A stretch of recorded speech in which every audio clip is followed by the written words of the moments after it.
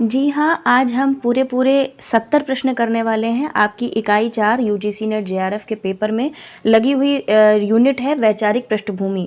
उसी से संबंधित आज 70 प्रश्न करेंगे। अपना स्वयं का मूल्यांकन करिएगा और कोशिश कीजिएगा कि जो इंपॉर्टेंट तथ्य आपको लगते हैं और आपके नोट्स में शामिल नहीं है उसको तुरंत वीडियो को पॉज करके नोट कर लीजिएगा। ठीक है, चलिए शुरू करते हैं। पहला प्रश्न आपके समक्ष है कि 1857 ईस्वी में कौन सा समाचार पत्र छपने के कारण संपादक श्याम सुंदर दास ने कोलकाता सुप्रीम कोर्ट में राजद्रोह के आरोप का सामना किया था?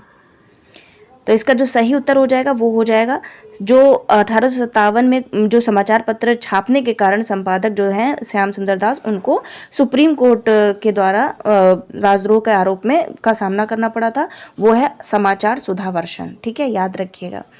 आगे की प्रश्न है कि 30 मई 1826 ईस्वी को हिंदी के पहले समाचार पत्र उद्दंड मार्तंड के संपादक और मुद्रक कौन थे? आसान प्रश्न है। जुगल किशोर सुदुल इनका पूरा नाम है। होती रही गार्गी और मैत्रेयी जहाँ, है अविधा मूर्ति सी हुल नारियां होती वहाँ, किसने कहा है? सही उत्तर इसका हो जाएगा मैथिली शरण गुप्त की ये पंक्तियां हैं। साहित्य ने अनुदार भावों को जड़ से उखाड़ फेंका है। साहित्य ने अनुदार भावों को जड़ से उखाड़ फेंका। हिंदी नवजागरण के संबंध में यह कथन किसका है?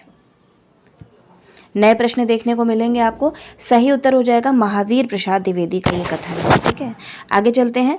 सरस्वती सबसे पहले ज्ञान की पत्रिका थी, वह हिंदी नवजागरण का मुखपत्र थी और हिंदी भाषी जनता की सर्वमान्य जातीय पत्रिका थी, किसका कथन है? यहां से आप अंदाजा लगा सकते हैं, रामविलास शर्मा का कथन है। आगे चलते हैं। प्रश्न नंबर आपका आता है 6। भारतेंदु की वह पत्रिका जो हिंदी में निकलने वाली पहली स्त्री केंद्रित पत्रिका थी। आसान प्रश्न है, आपने कहीं ना कहीं पढ़ा होगा। तो हिंदी जो स्त्री केंद्रित पत्रिका थी वो भारतेंदु जी की बाला बोधनी के नाम से आई थी। मैला आंचल उपन्यास में किस जीवन और विद्रोह की अभिव्यक्ति है? मतलब जाति पूछी गई है, तो इसमें संथाल जाति का वर्णन है। ठीक है, याद रखिएगा। महुआ माझी कृत मरंग गोड़ा नीलकंठ हुआ, कहाँ के आदिवासी जीवन पर केंद्रित है?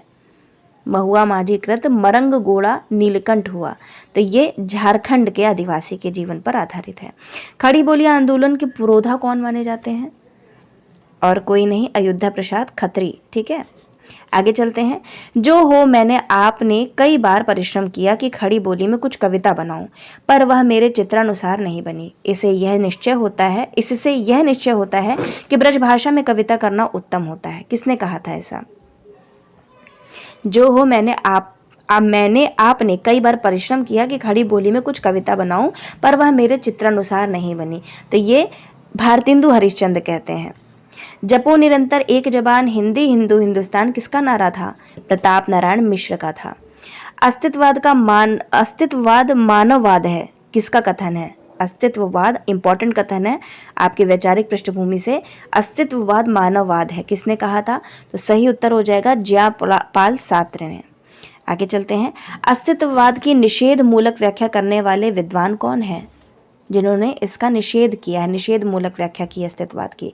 तो वो स्टीवन क्रोवेल है। ऑप्शन नंबर फर्स्ट इसका सही हो जाएगा। व्यक्ति वह है जो अस्तित्व में है, पर वह वास्तविक मनुष्य तब बनता है जब वह अपने होने का अर्थ खोज लेता है। उक्त धारणा किस वाद की है? तो ये अस्तित्ववाद की है। यद्यपि मैं एक सनातनी हिंदू हूं तो भी मैं हिंदू धर्म की व्याख्या नहीं कर सकता, किसने कहा था ये वक्तव्य? यद्यपि मैं एक सनातनी हिंदू हूं तो भी मैं हिंदू धर्म की व्याख्या नहीं कर सकता, तो ऐसा कहने वाले महात्मा गांधी जी थे। Option number first. अगर मशीनों का लोप हो जाए तो मैं दुख नहीं मनाऊंगा, न इसे कोई घोर संकट की बात कहूंगा, लेकिन मशीनों का नाश मेरा ध्येय नहीं है, किसने कहा था? महात्मा गांधी का वक्तव्य है। निम्न में से गांधीवाद की अवधारणा नहीं है, कौन सी अवधारणा नहीं है? पहला है व्यक्ति वस्तुतः बौद्धिकता एवं नैतिकता दोनों का समुच्चय है। दूसरा है विश्वास का मूल स्रोत प्रेम नहीं बौद्धिकता है। तीसरा है मानवता की परिपूर्णता क्षमा और प्रेम में है। चौथा कोरा इंद्रियवाद पशुता में धकेल देता है। तो पूछा गया है कि निम्न में से गांधीवाद की अवधारणा जो नहीं है वो हो जाएगी विश्वास का मूल स्रोत प्रेम नहीं बौद्धिकता है, ये गलत हो जाएगा। आगे चलते हैं। गंगा यमुना को प्रदूषण मुक्त बनाने का अभियान किस विचारक द्वारा चलाया गया था?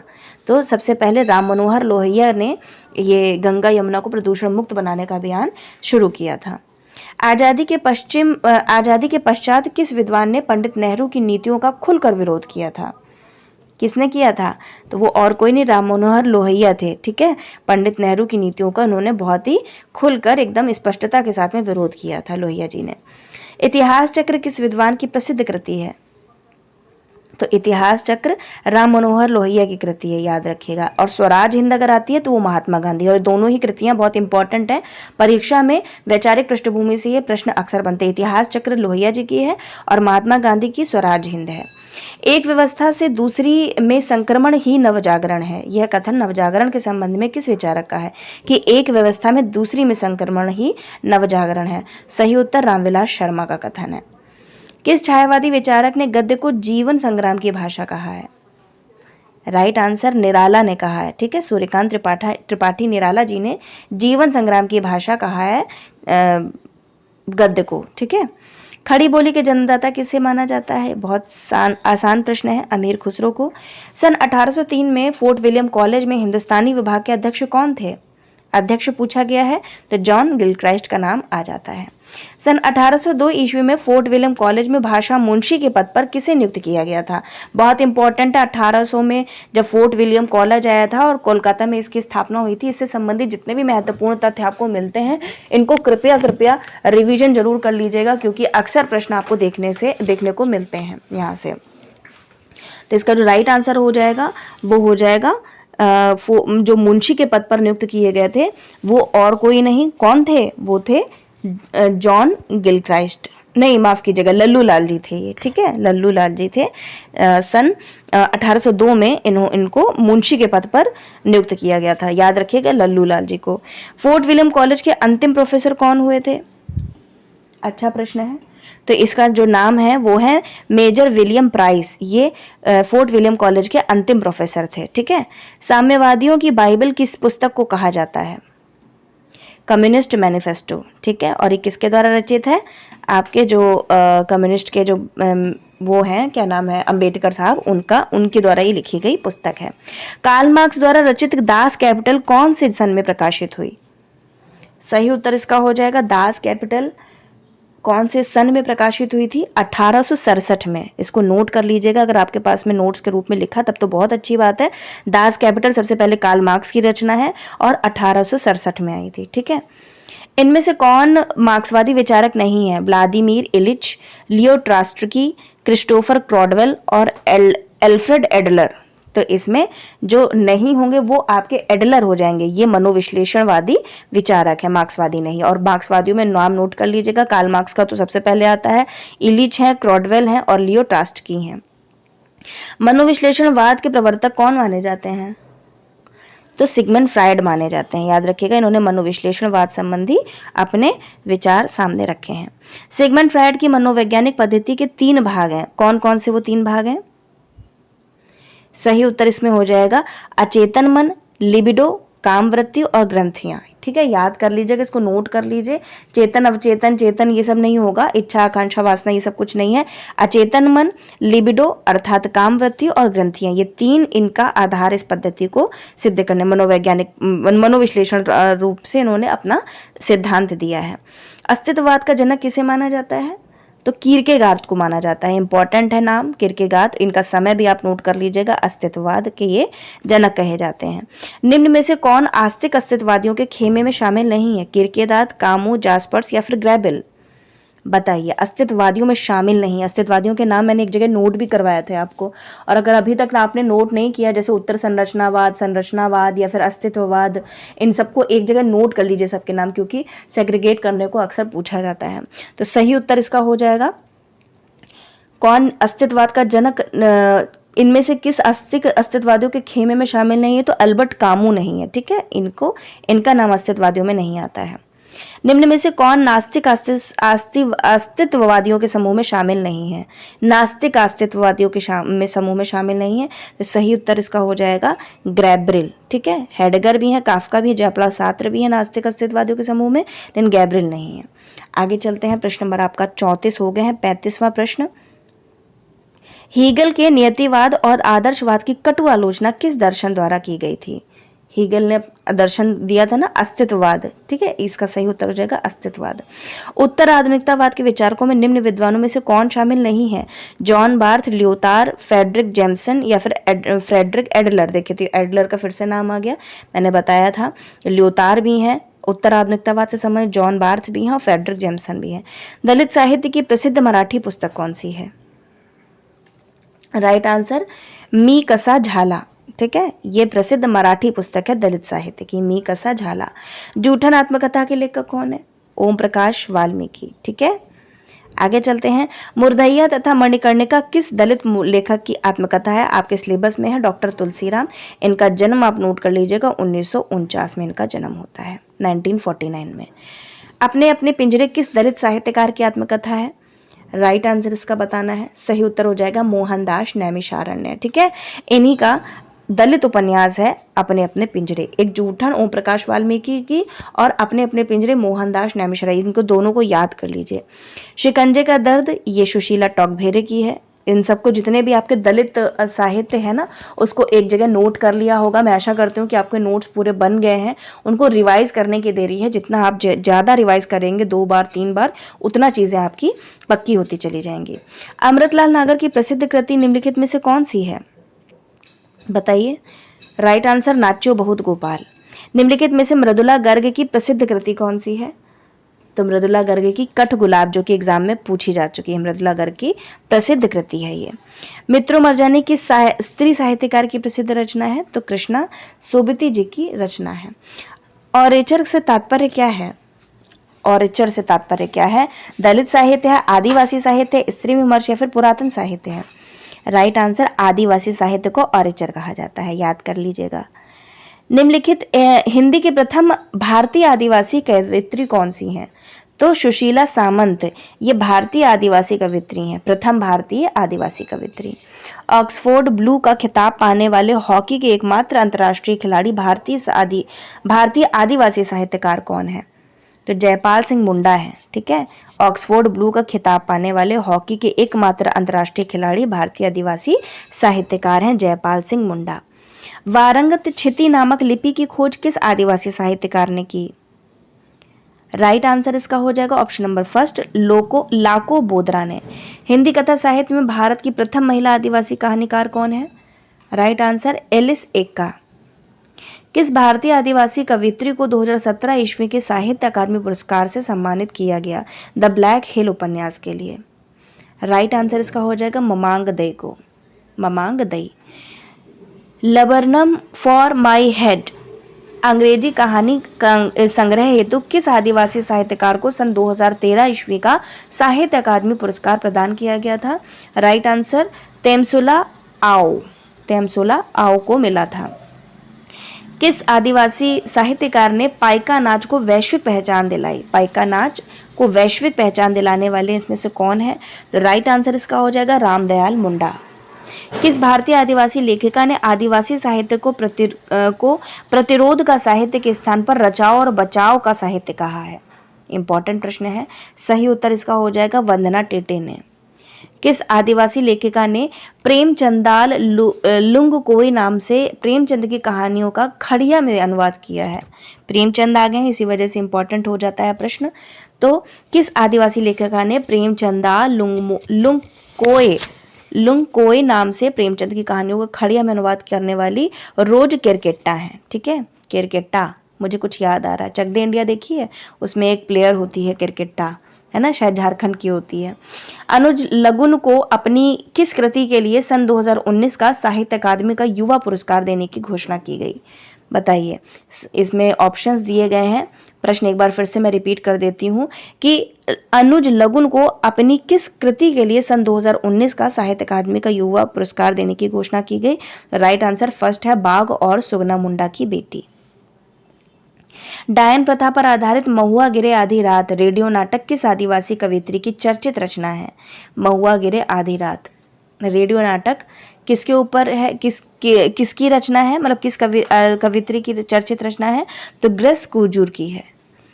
भारत सरकार द्वारा 23 अक्टूबर 1995 ईस्वी को किन धार्मिक समुदायों को धार्मिक अल्पसंख्यक की श्रेणी में रखा गया?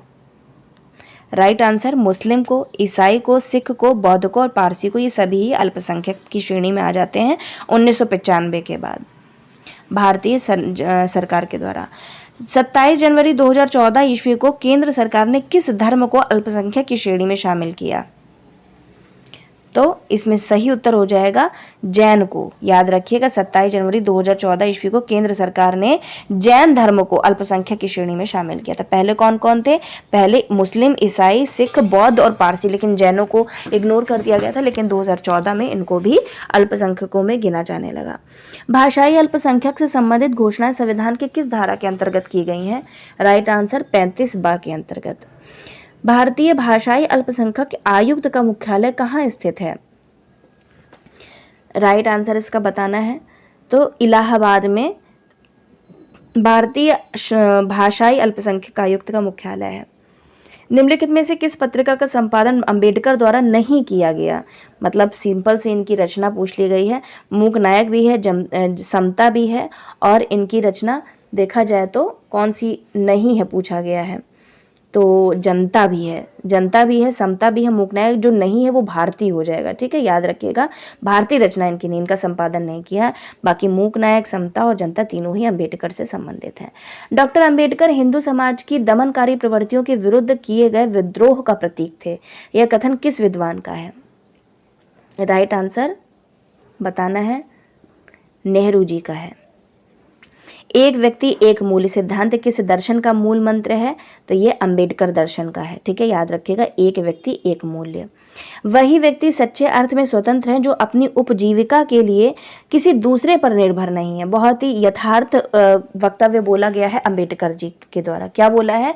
कि वही व्यक्ति सच्चे अर्थ में स्वतंत्र है जो अपनी उपजीविका के लिए किसी दूसरे पर निर्भर नहीं है। इसी वजह से सेल्फ डिपेंडेंट होना, आप अपने खर्चे के स्वयं जिम्मेदार हैं, ना कि आपके पति, ना कि आपके बच्चे, ना कि आपके पेरेंट्स। ठीक है, तो आप अगर इस लायक हैं कि आप अपनी उपजीविका को चला सकते हैं, तो आपको अपनी उपजीविका चलाने के लिए किसी दूसरे पर आश्रित नहीं होना है। तो अंबेडकर का ये कथन था। शिक्षित हो, संगठित बनो और संघर्ष करो किस दर्शन का मूल मंत्र है? तो ये अंबेडकर दर्शन का मूल मंत्र है।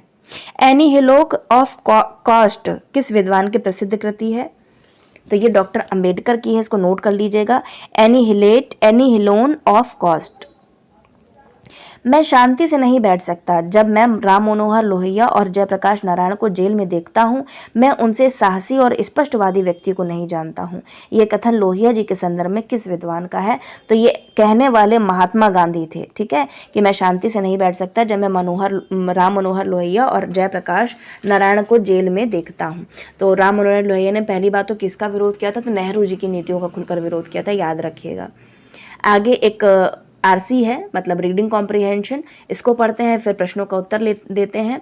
पूरी समता एक सपना है, पूरी समता एक सपना है जो अपना बिल्कुल नहीं देखते वह अवसरवादी है। जो अपना ही सपना देखते हैं वे यथार्थ से हटे प्रभावहीन सनकी बन जाते हैं। संपूर्ण समता का सपना लिए हुए यथार्थी और आदर्शवान दिमाग की कोशिश रहेगी कि देशकाल को जांचते हुए अधिकाधिक समता को हासिल किया जाए। लोगों की संपन्नता हर आदमी चाहेगा। कुछ विशिष्ट प्रकार के आध्यात्मी लोग जरूर हैं कि जो संपन्नता को अपने आचार और व्यवहार दोनों से अच्छा नहीं मानते। उनका विचार है कि मनुष्य को अपनी जरूरतें घटाते रहना चाहिए। कुछ ऐसे हैं जो वाणी से इस सत्य का उपदेश करते हैं किंतु अपनी खुद की आवश्यकताओं को बढ़ाने में नहीं हिचकते। ऐसे लोग छली हैं और उनकी बात करना बेकार है। ऐसे लोग जो अपनी आवश्यकताओं को घटने अथवा ना बढ़ाने की कोशिश करते हैं, चाहे उनके संसाधन बढ़ सकते हों, आमतौर से साधारण जनता की आवश्यकताओं को घटने की बात नहीं करते। साधारण जनता का जीवन स्तर इतना नीचा है, विशेषकर हिंदुस्तान जैसे देश में, कि कोई जड़ ही इसको और नीचा करने की बात कहेगा। फिर भी निजी आवश्यकताओं को न बढ़ाने की इच्छा पूर्ण अथवा सुखी जीवन का अंग है। शक्तिशाली लोगों के दिमाग में इसकी कम या ज्यादा जगह हर हालत होनी चाहिए। तो प्रश्न है, वे लोग कौन है जो बिल्कुल सपने नहीं देखते? तो अवसरवादी। आदर्शवादी और यथार्थवादी की क्या कोशिश रहती है? आदर्शवादी और यथार्थवादियों की क्या कोशिश रहती है? सही उत्तर, अधिकाधिक समानता को हासिल करना। कुछ विशिष्ट प्रकार के आध्यात्मिक लोगों का विचार है कि मनुष्यों को अपनी ज़रूरतें घटाते रहना चाहिए। और प्रश्न है आगे, हिंदुस्तान में साधारण जनता का जीवन स्तर कैसा है? तो साधारण स्तर जीवन का स्तर निम्नतर है। निजी आवश्यकताओं को ना बढ़ाने की इच्छा किसका अंग है? तो सुखी जीवन का, पूर्ण जीवन का, शांतिमय जीवन का, उपरोक्त सभी। तो उपरोक्त सही इसका सही उत्तर हो जाएगा। ठीक है, डेली एक आरसी भी सॉल्व किया कीजिए, क्योंकि पेपर 1 और पेपर 2 दोनों के लिए इंपॉर्टेंट है, जिसको आप अपठित गद्यांश बोलते हैं हिंदी में। और रीडिंग कॉम्प्रिहेंशन आपका पेपर 1 में आता है, और लगभग 5 + 5 मतलब 10 आपके नंबर ऐसे ही आपको मिल जाते हैं यदि आपने अच्छे से आरसी की प्रैक्टिस की है। ठीक है, तो मिलते हैं अगली रचना के साथ में, या फिर अगले कुछ क्वेश्चन के साथ में। ऐसे ही हमने unit 1, unit 2, unit 3, unit 4, unit 5 तक की हमने सारे प्रश्न करवा रखे हैं। करीब करीब आपको 200 प्रश्न मिल जाते हैं। ये जो वैचारिक पृष्ठभूमि है इसमें कम है, लेकिन मैं कोशिश करूंगी कि आपके लिए और भी ज़्यादा रेलिवेंट क्वेश्चन लेकर के आऊँ। ठीक है, मिलते हैं अगले वीडियो के साथ में। तब तक सभी अभ्यर्थियों का हृदय की गहराई से प्रेमपूर्वक धन्यवाद।